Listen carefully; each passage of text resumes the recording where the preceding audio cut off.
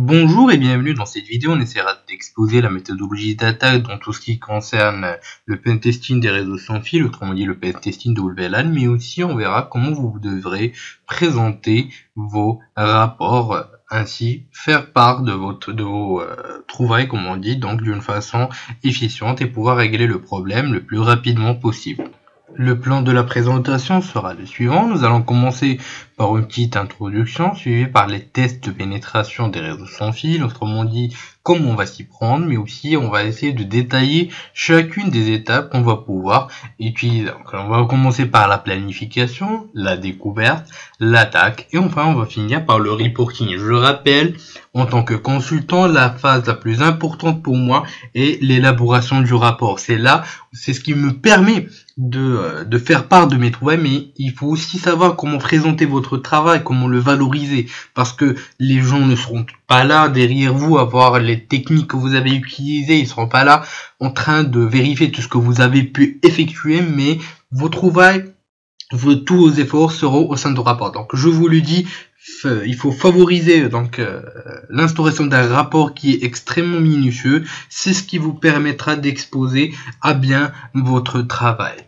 Donc, comme guise d'attaque, il faut savoir que les tests de pénétration de réseaux sans fil sont de plus en plus fréquents en vue de la démocratisation de ces derniers.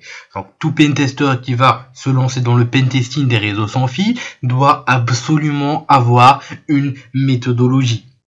Donc il faut que ça soit extrêmement précis, il faut que ça soit bien cadré, comme ça vous allez directement aller droit où ça fait mal. Donc comme je vous l'ai cité d'ailleurs pendant toute la formation, donc le but de cette formation est de pouvoir structurer vos connaissances dans un premier lieu. Donc vous pouvez adopter l'approche méthodologique qu'on a pu découvrir, commencer par le chiffrement, suivi par l'infrastructure client, donc découper de cette façon.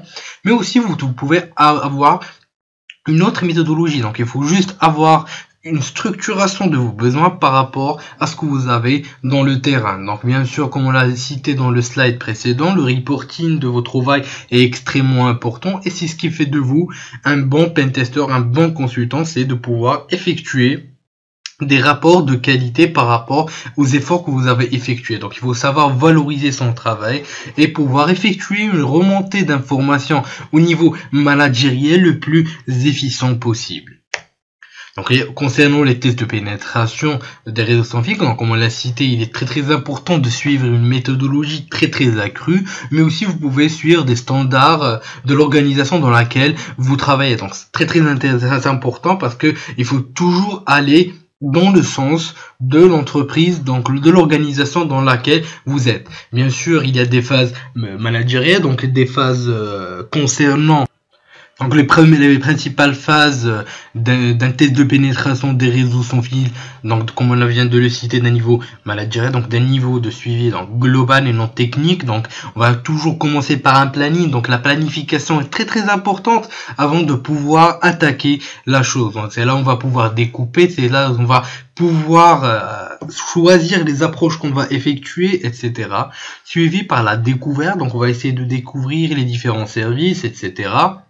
les différentes possibilités, approches d'attaque qu'on va pouvoir exploiter, découvrir ce qui se passe au sein du réseau. Enfin, après avoir guetté le réseau, si on veut, on va passer à l'attaque et à l'exploitation, et enfin on va passer au reporting. Donc je le rappelle, dans ce slide on ne parle pas des méthodologies techniques, donc le découpage a déjà été fait pendant donc là tout au long de la présentation, donc le client side, l'attaque au niveau de l'infrastructure, etc.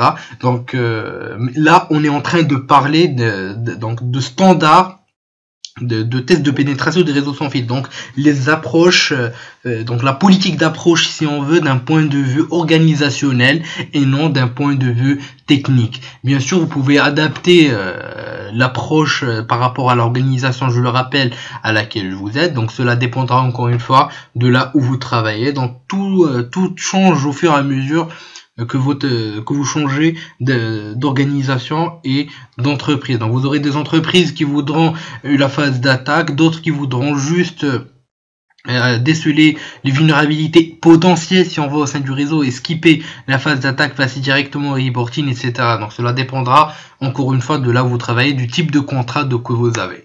Donc la première phase qui est la planification, donc on est là en train d'identifier la portée. Si on veut, on a une autre approche pour la portée, c'est ce qu'on appelle la surface d'attaque.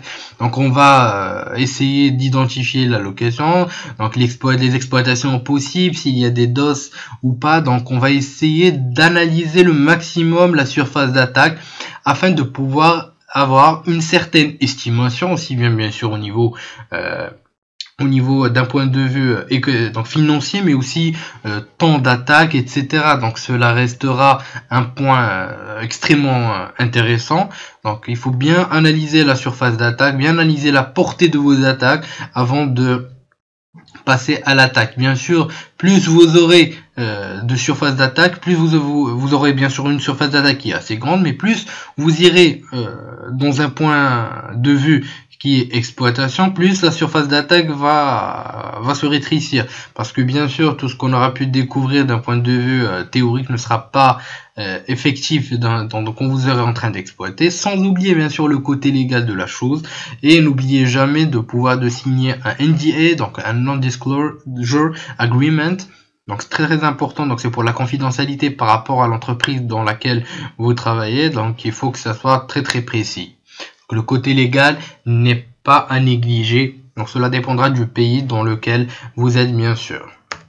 Donc ensuite viendra la phase de découverte, on essaiera d'identifier, d'énumérer par exemple les CCD, les réseaux disponibles, les machines, essaiera à faire du mapping. Donc on a quelques outils de mapping qui sont déjà là, donc avant de passer vous pouvez les consulter, tels que Wiggle, analyser le chiffrement utilisé, etc. Donc c'est une sorte de découverte, donc c'est comme on l'a pu découvrir dans le hacking, donc au niveau essentiel hacking et sécurité. Donc c'est juste plus une reconnaissance passive qu'active, donc on est juste là en train de voir, en train d'analyser ce qui se passe avant de passer à l'attaque.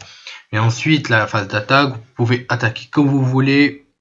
Donc cela dépendra bien sûr de l'organisation, s'ils ont peur de dégâts, etc. Donc parfois vous pouvez skipper cette phase par rapport à quelques entreprises, mais c'est là la beauté du test de pénétration des réseaux sans fil. Donc vous pouvez attaquer comme vous voulez, craquer les chiffrements, attaquer l'infrastructure, le client, attaquer directement aussi, vous pouvez même déceler des vulnérabilités orientées client-side, donc bien sûr, cela ne va pas rentrer dans le détail donc du reporting, mais bien sûr, vous devez le spécifier parce que ça reste un plus pour votre travail. Et enfin, les clients non autorisés aussi, vous pouvez en parler. Donc vous pouvez aussi faire du forensic après, donc post-exploitation de votre pentest, donc post-pentest du réseau sans fil de l'entreprise dans laquelle vous travaillez. Donc vous pouvez aussi spécifier les utilisateurs non autorisés, déceler, donc analyser les activités de pirates informatiques qui ont déjà été là. Donc on va essayer de faire du forensic aussi plus tard dans le chapitre du forensic. Bien sûr, on essaiera de faire du forensic orienté.